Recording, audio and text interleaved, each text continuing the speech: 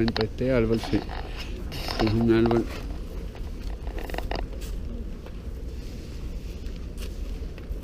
Wow. Se está al revés también, usted está para el lado de acá.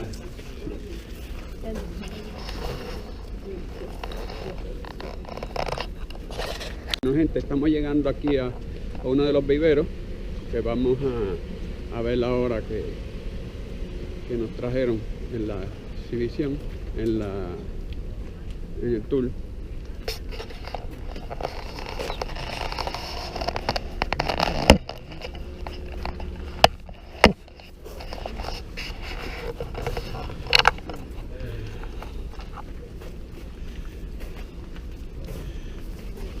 Aquí tenemos varios especímenes.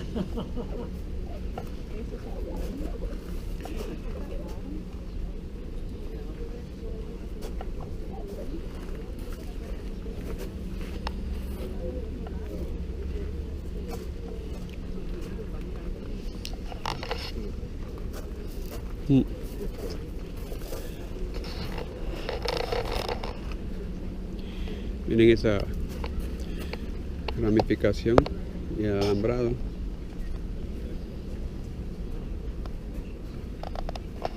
Pino blanco, 5 agujas.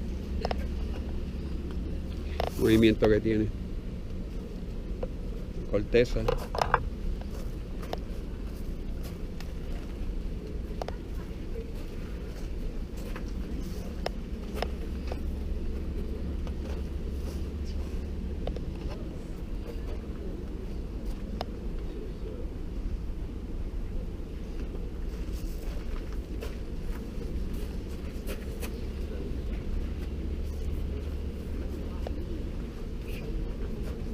Otro pino blanco.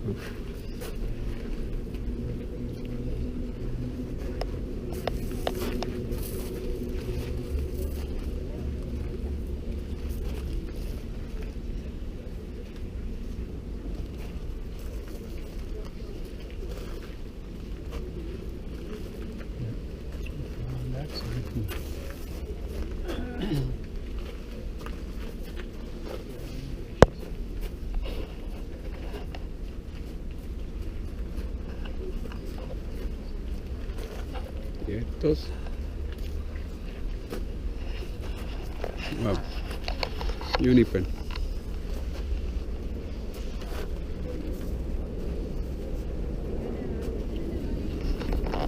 Maple. Y la ramificación de ese maple. Muy pequeña, fina, una ramificación bien fina. Está totalmente defoliado. Miren esa base.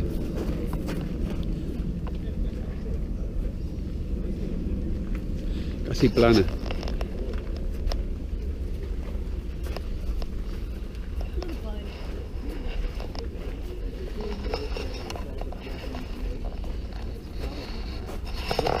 Pino negro.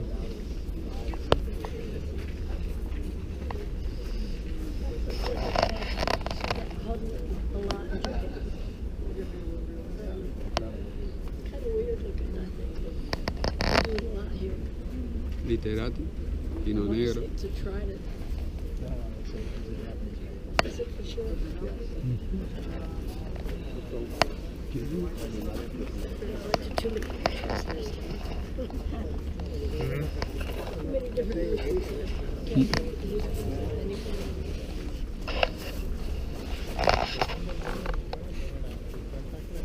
Ese árbol.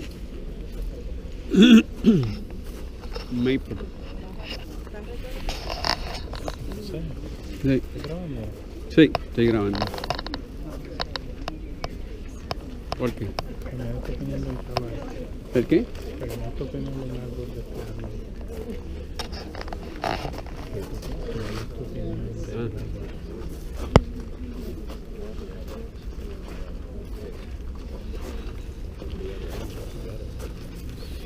La ramificación de este árbol también. Fina. Este es el frente de este árbol, sí. Es un árbol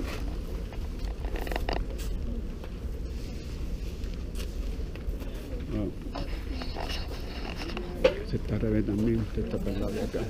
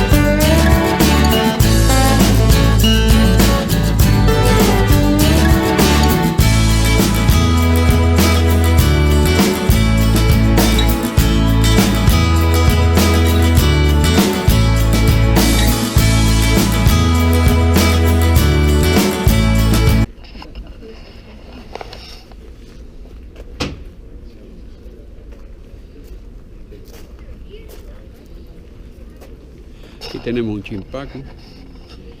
Vamos a empezar de abajo para arriba. Miren esto.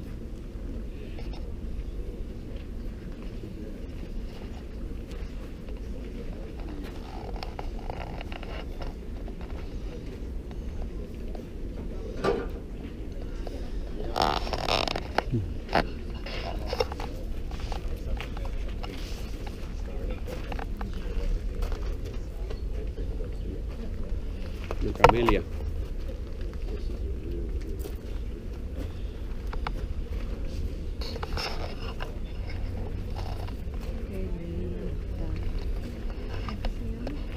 Una camelia.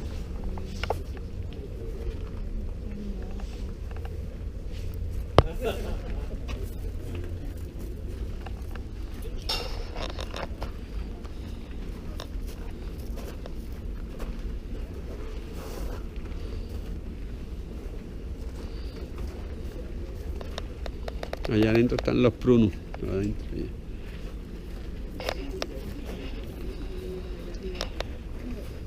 Oye, el cerezo no se da en Puerto Rico, ¿verdad? Vamos a verlos allá que están allí. Hay un cerezo allí. Hay un montón. Allí hay Sí. uno chiquito. No, pues venga acá para que vea esto. Mira este árbol.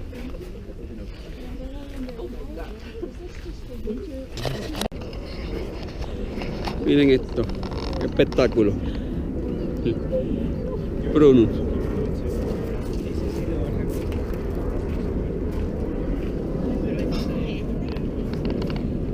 Aquí.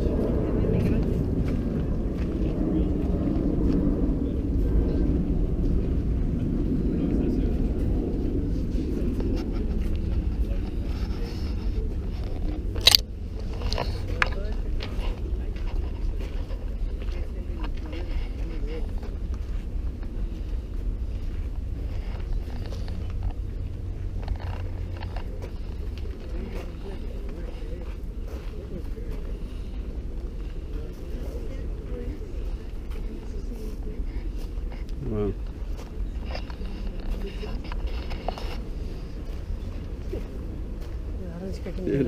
Kumquat.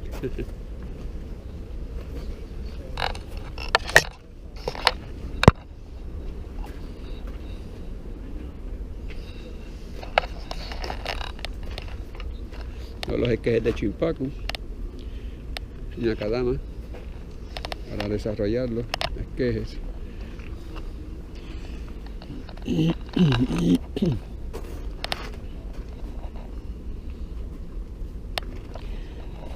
Muchos esquejes por aquí, otros esquejecitos por acá.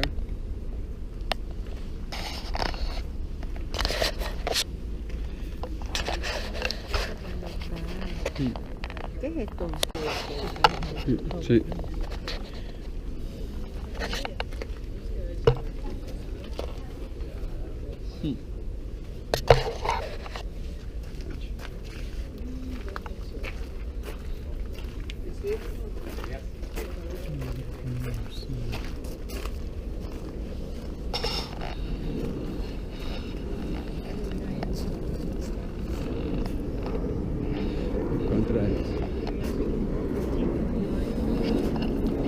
En esta ramificación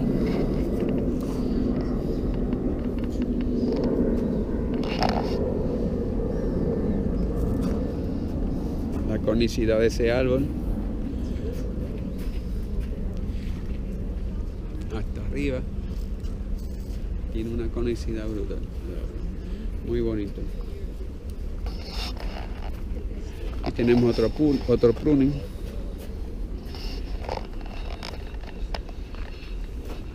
Miren esto. Wow. Is this a beach? What is this? I don't know. It is maybe a stairway. Oh. But I'm not sure.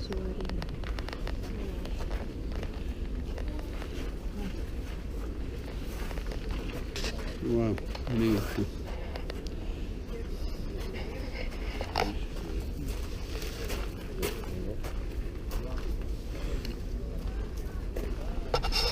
Miren este pruno.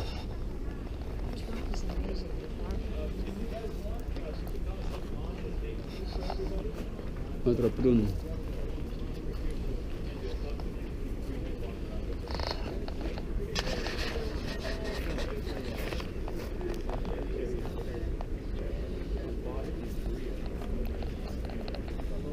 It took 8 years, and then the tree was put into the kokufu after that. So it was a very, very quick turnaround. So even though the tree is incredibly old, the ramification on the tree is all developed within about an 8-year period. So Kouka-en magazine, I don't know if you guys are familiar with Kouka-en magazine. It's the Japanese premier bonsai magazine. They did an article on this tree, photographing it from the start to the finish, and I don't know which issue that was in, but they featured it just a few years back. A couple years ago, Fujikawa-san tried to get this back in the kokufu again, but with the flowering apricots, it's very difficult to get them in the kokufu because the Japanese Bonsai Association wants the trees in full bloom right as the show opens.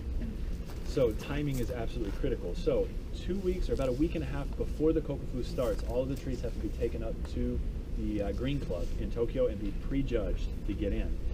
Even if the tree is spectacular, if it's a flowering apricot and the judges think that the flowers are going to open before the show is going to start, they won't let the tree in. So the flowers have to be completely closed at the prejudging, and then by the time the show opens, boom, everything opens up and it looks spectacular. So a couple years ago, I guess it was probably 4 or 5 years ago at this point, leading up to the show, the customer who owned the tree wanted to put it in the show, so we actually kept it underneath where Fujikawa-san's vehicle is parked over there. We created a kind of a blackout box to put the tree in, so it didn't get any sunlight during that period, kept the temperature down as much as possible, but it still started to open too quickly, so it wasn't able to get in the show, unfortunately. So, but this is one of my favorite trees here at the nursery, and it's just a little bit early. Full bloom will probably be in the next 2 days or so, I would say. So Yes? Bjorn, all the moss on the tree, on the bit, and that's not causing any problem with the dampness? No, so there's two separate things. There's moss and then lichens. So the lichens on the trunk here are actually fine. You don't need a lot of water. They don't hold a lot of moisture underneath. The lichen that's going to damage the bark. Whereas if moss starts really growing up on the trunk, we'll paint it typically with vinegar, sort of diluted 50% with water, and that will kill off a majority of the moss. So this actually does need to be painted down at the base here, where some of that moss is growing up on there, but the lichens will leave alone and actually promote that. It makes the tree look much older and more modern. How do you promote it? So actually when we water the tree, we actually water the trunk, at least during the hottest part of the day, and that helps keep it alive. These scrapes about a pinky finger diameter, and they were all about this tall. This is one of those trees, right? So it's been here all that time. He sold off the other ones over the years. The last one that he sold off was during my, I think, 3rd year as an apprentice here. Sold it at the Coca Food for $30,000. I think he paid about $100 for each of the trees. This one I know sold before I came here as an apprentice for about $45,000. And I believe it's still owned by the same guy. That guy bought the tree, we put it in the Coca Food the next year, brought it back here, and he's never come down to visit the tree. He lives up in Tokyo. So he hasn't seen the tree in, what's that, like 12 years, 10 years or so? Yeah, it's just hanging out here. But this is another one that's a Kicho bonsai. And if any of you guys have seen my online courses with Bonsai Empire, this is one that was actually featured in the intermediate course, because as you can see, this is an intermediate level tree. So we teach it in the intermediate course. The Nabari on this, depending on the genetic propensity of the tree, the parent tree that this tree was taken from. So this was probably either an air layer or a cutting off of some parent tree. Depending on the genetic propensity of that tree, the smaller trees, as you develop them, will either develop a really big Nabari and a small trunk, or a decent sized Nabari and a fat trunk. So this is more along the lines of that latter category. Sometimes you'll see Stordia with huge Nabari and trunks that are only about 1 inch in diameter. It's a really weird look, but it's actually kind of cool. We had a couple here last year, but they've since been sold, so I can't show you that. But you'll see that with Stordia, you'll see with Japanese maple, really anything that produces a nice Nabari on it. It'll either be a large trunk or very thin trunk, depending on the genetic propensity of the parent plant that was taken. This tree I styled for that intermediate course 3 years ago, I guess. The whole thing was wired out, all dialed out. We wired basically every single branch on the tree. Dropped everything back down, but the natural tendency of these trees is to have that collar kind of come up and create almost kind of a columnar type look. So we pull everything down to fan it out a little bit more. But this would not be something where we would try to drop the branches below parallel. You actually want them to come up out of the trunk first, then down a little bit, and then up again. It gives it a much more natural appearance. There's a little bit of wire scarring at the top. That's not my fault. That wire was left on probably a little bit too long. And this actually may have been wired a second time since I worked on it, because I'm pretty sure we took that wire off within, I think, maybe 2-3 months after I wired it.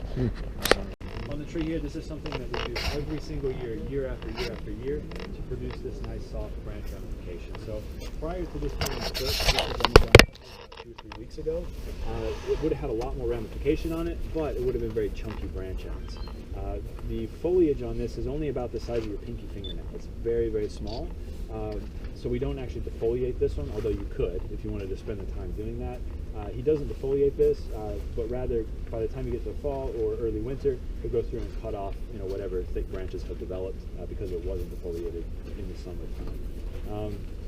This tree, I think, is also a Kicho bonsai, but it doesn't have the tag on it, and it hasn't been displayed. I don't know if it's ever been in an exhibition. I think it's only been at the nursery here. Any questions about that one? Yeah. Yes. Somebody else asked this earlier. What's with the Why branch? is it wiggling? I don't know. This is the only tree in the nursery that does this. It's very strange. It must be like micro vibrations from people walking around or the cars driving by.